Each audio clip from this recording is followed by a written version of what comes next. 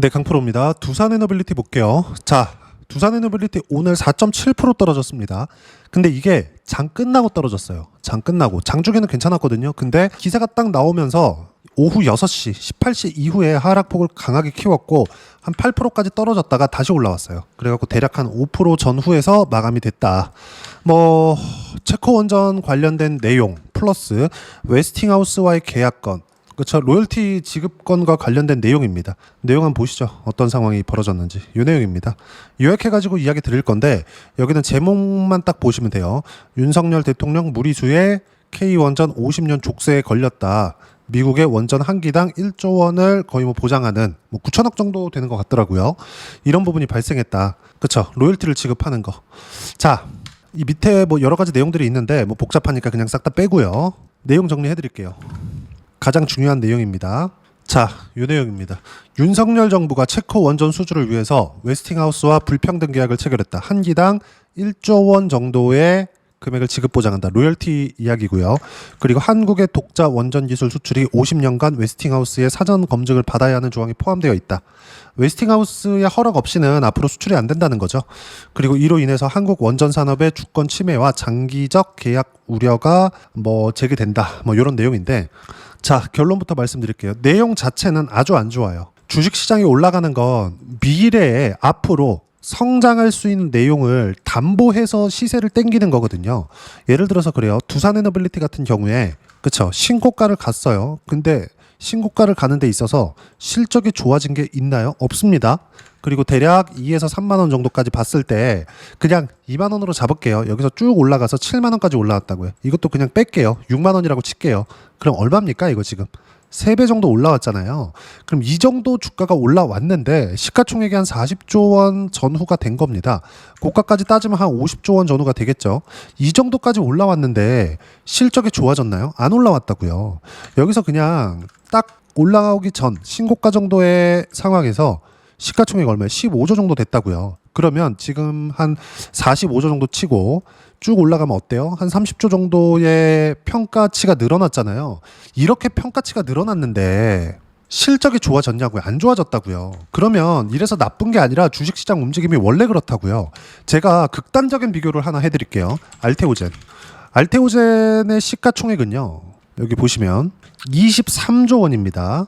23조 원은 두산에너빌리티가 상승하기 전 연간 1조 원을 버는 두산에너빌리티의 상승하기 전 시가총액, 아까 전에 보셨죠? 15조 정도. 이 정도보다 더 높은 시가총액이에요. 근데 알테오젠의 실적 어때요? 적자. 24년도에 흑자 전환 250억. 그쵸? 시가총액 25조인데 돈은 250억밖에 못 벌어요. 그럼 평가를 몇 배 받고 있다는 겁니까? 1000배죠. 그쵸? 그러면 PER이 보세요. 10배 정도가 되었을 때 저평가 종목이라고 합니다. 근데 저평가를 받는 종목군들은 절대로 올라가지 않아요. 고평가를 받는 종목이 올라갑니다. 엔비디아 같은 경우도 마찬가지예요. 실적 좋아지는 폭보다 주가 상승폭이 더 컸거든요. 미국 시장도 마찬가지, 한국 시장도 마찬가지. 무슨 이야기를 하는 거냐면 주식시장에서의 시세는 미래 가치를 반영한다. 보세요. 알테오젠 보세요. 1,300억을 올해 벌어요. 근데 주가 상승폭은 어디까지 나왔나요? 좀 길게 볼게요. 상승하기 전 대략 4만 원 정도거든요. 지금 얼마예요? 40만 원. 10배 올랐잖아요. 의미하는 바가 뭐겠습니까? 그걸 우리가 한번 생각해 보자는 거예요. 주가 상승은 미래 가치를 반영해서 올라가는 거다. 그럼 두산에너빌리티도 이렇게 올라가는 건 미래 가치를 반영해서 올라가는 거다. 근데 갑자기 이런 내용이 툭 하고 나온 거지. 그쵸? 이런 내용이. 그럼 이건 미래 가치를 훼손할 수 있는 내용이잖아요. 그래서 장 마감하고 애프터마켓이라 그러죠. 요즘에 시간의 거래보다 그냥 하락을 해버린 겁니다. 6시가 넘어서. 내일 시세 확인이 필요합니다. 시가에는 하락해서 출발할 거예요. 근데 저 항상 뭐라 그러죠? 신고가를 간 종목은 이유가 있다. 그 이유 뭐예요? 미래가치가 좋아지는 것. 그 미래가치가 좋아지는 걸 우리는 어디서 볼 수 있어요? 가격으로 볼 수 있다. 근데 가격대가 7만 원대에서 약간의 저항을 받고 있었다고요. 이런 상황에서 아까 전에 말씀드렸었던 요 내용이 딱 터진 겁니다. 이 내용 자체적으로 봤을 때는 좋지 않아요. 근데 시세 측면에서 내일의 상황이 필요하다. 확인해야 되니까. 만약에 내가 7만 원 근처에서 매수했다? 그러면 무조건 이렇게 말씀드려 죄송하지만 반성을 좀 하셔야 됩니다. 7만 원 근처에서 매수가 됐다면. 저는 매수 구간을 이쪽에서 계속 잡아왔었습니다. 제가 잡았었던 이유는 이미 수익 구간이 확보가 되어 있기 때문에 그래요. 저는 아무리 해도 두산에너빌리티로 수익을 봤으면 봤지 손실을 보지 않거든요. 그리고 이미 이쪽 구간에서 매매를 하면서 분할 매도가 이루어졌고 다시 분할 매수 중에 있었기 때문에 지금 매도를 하더라도 수익 구간을 만들어낼 수 있습니다. 근데 이 모든 것들이 어디서 나온 거예요? 신고가 구간에서 나왔다고요. 무슨 얘기냐면 이 내용이 좀 어려울 수 있는데 잘 들으셔야 됩니다. 주식시장은 올라가는 그 시작점이 신고가에서 나와요. 이때는 실적이 좋아서 올라가는 것도 아니고요. 실적이 좋아서 올라가는 건 저기 위에서 올라가는 거예요. 어떤 부분이 필요하냐? 밑에 지우고 삼양식품 이런 것들 보세요. 여기서 점프 딱 하죠. 여기는 실적이 좋아진 거예요. 근데 그 전에 뭘 만들었나요? 신고가 쭉 신고가 쭉 이렇게 된다고요. 근데 바닥부터 따지잖아요. 12만 원에서 실적 좋기까지 34만 원. 한 3배 정도 올라간 뒤에 실적 좋아져서 올라가는 상황이 나온다고요. 주식시장은 이런 식으로 선반영합니다. 요 내용 진짜 중요하니까 반드시 기억하셔야 돼요. 이거는 그냥 무조건적이라고 생각하시면 돼요. 절대로 뭐 특이한 무언가 악재 터졌으니까 이제 끝났다 이렇게 보지 말라는 겁니다. 이런 내용들 터지고 막 그러면 사실 당황스럽죠. 저도 마찬가지예요. 아니 왜 무리수를 이렇게 그쵸? 이렇게 왜 했을까 이런 생각 듭니다. 근데 시세 측면에서 보자고요. 시세 측면에서. 자 다시 두산에너빌리티로 넘어와서 보면 주식시장은 선반영한다. 선반영하는 과정에서 첫 번째 단계 신고가 구간에서 매매를 해야 된다. 그리고 여기서 내가 매수 구간을 다시 잡았다고 하더라도 이미 100% 이상의 수익 구간을 만들어냈기 때문에 문제될 것이 없다. 그리고 무엇보다 제가 계속해서 말씀드렸죠. 손절. 그쵸? 손절을 하려면 어디서 사야 돼요?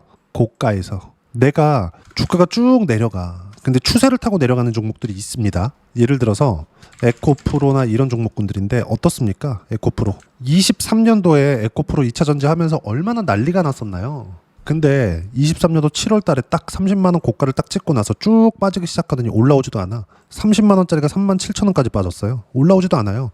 지금 좀 올라왔다고 치지만 5만 6천 원입니다. 어차피 30만 원에서 80% 빠지나 90% 빠지나 이게 뭐가 그렇게 중요하겠어요. 애초에 추세는 다시 돌려 세우지 않았는데 근데 그 추세를 돌려 세우는 그 첫 번째 단계가 어디예요? 신고가 구간이라고요. 이 내용을 두산에너빌리티에 정확하게 우리가 대입해서 보면 어떤 상황이 벌어질까요? 신고가부터 방향성이 바뀐다고요. 보세요. 두산에너빌리티의 상황. 정말 어려운 원전의 시대가 있었죠. 쭉 빠졌잖아요. 10년 이상을. 근데 돌려 세웠습니다. 2020년도에. 그러면서 뭘 만들었나요? 신고가 만들었어요. 그리고 너무 장기간 빠졌기 때문에 고가 매물을 받아 먹는데 1년, 2년, 3년이 걸렸죠. 그리고 3년 차에 뭘 만들었어요? 신고가 만들었습니다. 그게 24년도예요. 24년도에 신고가를 만들고 나서 대략 한 10달 정도 매물 소화 과정을 거쳤습니다.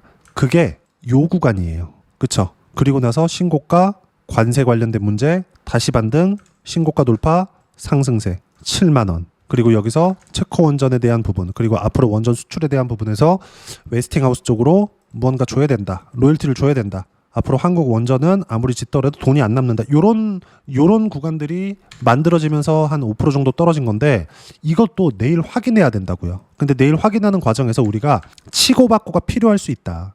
여기까지만 이해를 하시면 됩니다. 오늘은 내용 자체는 좋지 않아요. 내용 자체는 아까 전에 제가 정리를 해드렸지만 내용 자체는 절대 좋지 않다. 근데 이 내용에 대해서 이 좋지 않은 내용을 가지고 우리가 어떻게 해석을 해서 주가를 보는 게 아니라 내일 시세를 확인하고 나서 우리가 매매를 하자는 겁니다. 그리고 그 내용에 대한 부분은 철저하게 실시간 내용이 필요합니다. 내일 같은 경우에는. 그리고 이 내용은 소통방에서 모두 무료로 진행하고 있습니다. 소통방 항상 무료예요. 보세요. 코스닥 2%대 하락 마감. 코스피 코스닥이 오늘 1.5% 2%대 하락이 됐는데 두산에너빌리티 장중에 잘 버텼습니다. 근데 장 끝나고 나서 악재가 터졌죠. 근데 그 악재 관련된 내용도 올라온 폭에 비하면 그렇게 크지 않는 그 폭이라고요. 내일 확인하더라도 충분히 문제될 것이 없다고요. 그리고 이 내용 모두 다 소통방에서 매매한 내용들이 다 있습니다. 아까 전에 보여드렸었던 것처럼 이따 제가 다시 확인시켜 드릴게요. 자, 중요한 건 쭉 볼게요. 삼성전자 하이닉스 약세. 조선 일부 반등했지만 기술적 반등이고 바이오 약세 마감, 카카오 보합권, 원전 마감 후 하락세, 두산에너빌리티 5% 전후에서 빠졌다. 그리고 쭉 내려보면 코스피 코스닥 모두 62평 수렴해야 될 상황이고요. 주도주 중에 조선주 이미 다 정리가 됐습니다. 그리고 카카오 매수 다시 했어요. 카카오 오늘 보합권은 끝났습니다. 그리고 원전 정리 후에 다시 매수한 부분이 있는데 내일 확인 후에 다시 물량 줄일 수 있다. 중요한 건 절대 예상하지 말아라. 무조건 시세 확인 후에 매매해야 된다. 시장 분위기가 좋지 않지만 이럴 때일수록 타점 공유할 때만 매매하면 된다. 가장 필수적인 거, 가격 확인 전까지 우리는 아무것도 안 한다. 어떤 걸 예상해서 먼저 움직이지 마세요. 이거는 필수예요, 필수. 그리고 항상 이야기 드리지만 신고가를 만들어낸 종목군들 중에서 주도주가 터집니다. 거기서 매매할 수 있는 종목군들을 또 추려야 돼요. 이런 부분들을 제가 소통방에서 항상 매일매일 이야기를 드립니다. 원전, 조선, 바이오, 반도체, 카카오 그룹주 안에서 매매를 한다.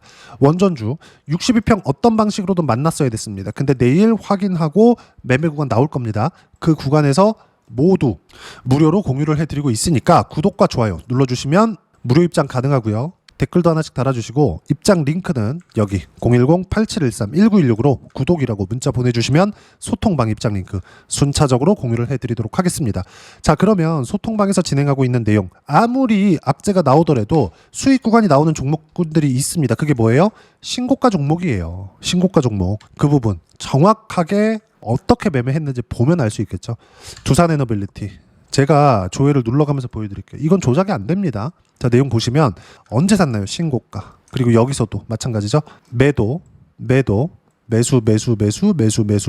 내일 또 떨어지면 매도 잡겠지만 내일 상황은 엄중하기 때문에 실시간 대응합니다. 소통방에서. 근데 신고가 구간에서 공략한 결과 어때요? 150%. 언제? 7월 28일. 내려보면 어때요? 188%. 7월 1일. 그쵸? 이것뿐만이 아닙니다. 두산에너빌리티만 이렇게 터진 게 아니라 ABL 바이오 모두 다 시장이 안 좋을 때도 신고가 구간에 있는 종목군들이 이렇게 강세를 보인다고요. 몇 프로? 76%. 4월 달이잖아요. 그쵸? 다른 것들 한번 볼까요? 하나오션 여기 보시면 조선주 쭉 이렇게 보시면 일부 반등했지만 기술적 반등이고, 그리고 주도주 중에 조선은 정리했다. 언제? 8월 11일 날 지난주입니다. 어떻게 이런 상황을 만들 수 있었을까요? 올라가면 사고 내려오면 팔면 됩니다. 근데 내가 예상을 해서 내려오면 사고 올라가면 팔아요. 더 올라가면 배 아프죠. 더 내려가면 물타기 합니다. 그쵸? 물타기 말고 불타기 하라 그랬죠. 보세요. 신고가, 매수, 돌파, 매수. 그런 결과 어때요? 올해 초에 57%. 가격 안 빠지죠? 또 돌파, 매수, 다시 떨어지는 거 보고 매도. 몇 프로? 33%. 한 종목으로 이렇게 낸다고요. 시세가 안 꺾이니까. 자, 두산에너빌리티 다시 볼게요. 어때요? 24년도에 신고가 매수했죠? 그리고 요날 체코 원전에 대한 결과 나왔습니다. 고가 맞고 떨어지는 거 보고 팔잖아요. 이때 수익 크지 않았습니다. 4.28%. 24년 7월 달이에요. 그리고 나서 쭉 와서 다시 신고가 쭉 올라가죠? 매도 몇 프로 수익이에요? 188%. 7월 1일. 그리고 또 팔아요. 151%. 그리고 또 매수합니다. 내일 확인이 필요하겠죠. 이제 이 모든 내용들 소통방에서 무료로 공유를 해드리고 있으니까 지금 악재가 터졌다고 겁먹지 마시고 소통방에 와서 배우면 됩니다. 돈 안 받아요. 구독과 좋아요만 눌러주시면 무료 입장 가능하고요. 입장 링크는 여기 010-8713-1916으로 구독이라고 문자 보내주시면 소통방 입장 링크 순차적으로 공유를 해드리도록 하겠습니다. 자, 그러면 이렇게 150%씩 또는 두 자릿수, 50%, 60%, 70%씩 이렇게 수익 구간 만들어내기 위해서 어떤 부분을 이해하고 판단해야 되는지, 그 부분은요. 여기 두산에너빌리티의 단기 보유 전략, 가격 전략 두 가지인데 단기는 2주입니다. 2주 동안 내가 어떻게 수익 구간을 만들 것인지 그 부분이고, 그러기 위해서 가격에 대한 부분 중요하고요. 가격에 대한 이해가 되었을 때 주도주, 신고가 두 가지 내용에 대한 이해가 될 겁니다. 이 두 가지 내용 모두 무료로 공유를 해드리도록 할 테니까 구독과 좋아요 눌러주시고요. 여기 010-8713-1916으로 두산에너빌리티라고 문자 보내주시면 단기 가격 전략 함께 공유해드리도록 하겠습니다.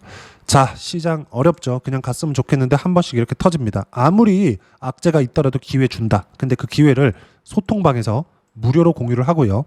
이 내용을 똑같이 따라했을 때 150%대 수익 구간 충분히 만들 수 있습니다. 걱정하지 마시고요.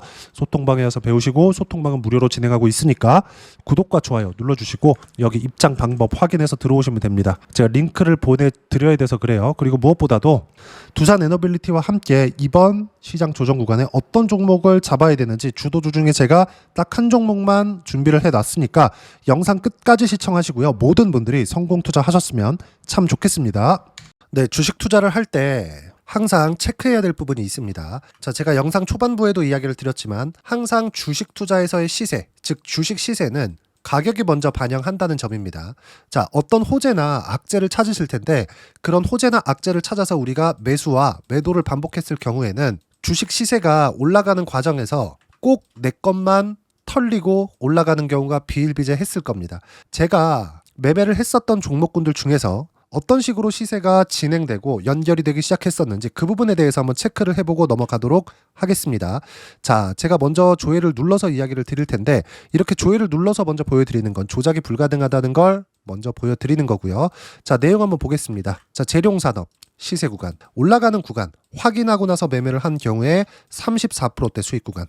자, 다음 종목 한번 보겠습니다. 한화오션 신고가 이후에 다시 상승하는 구간, 그리고 수익 구간은 57%까지 늘어나는 부분이 있습니다. 공통점이 있다는 겁니다. 먼저 돌려보면서 이야기를 드리도록 할게요. ABL 바이오. 자, 이것조차도 마찬가지죠. 시세 이후에 다시 큰 폭의 급등 구간, 그리고 76%까지 시세 구간이 발생했다는 점. 어떤 종목이든 가격대가 올라가는 부분이 먼저 나왔다는 게 핵심 포인트예요. 자, 다음 종목 보겠습니다. 자, 자람 테크놀로지입니다. 어떻습니까? 이것조차도 마찬가지죠. 74.8%의 수익 구간을 냈는데 단 3일 걸렸습니다. 시세가 나왔었던 구간은 동일하게 신고가 이후에 발생했다는 점. 그리고 마지막으로 두산에너빌리티. 두산에너빌리티도 계속해서 상승 구간을 만들어가고 있지만 당연히 신고가 이후에 시세가 나오고 있다는 점. 호재나 악재 때문에 이 내용으로 인해서 주가가 올라가는 것은 맞지만 어디든 간에 가격이 먼저 반영하는, 즉 신고가 구간 이후에 50%, 60%, 70%대 수익 구간이 나올 수 있다는 점. 자, 우리가 세력들도 아닌데 계속해서 시장을 추적 관찰할 수 없겠죠. 가장 효율적으로 볼 수 있는 방법에 대해서, 그리고 거기에 맞는 종목을 딱 한 종목만 준비를 해왔습니다.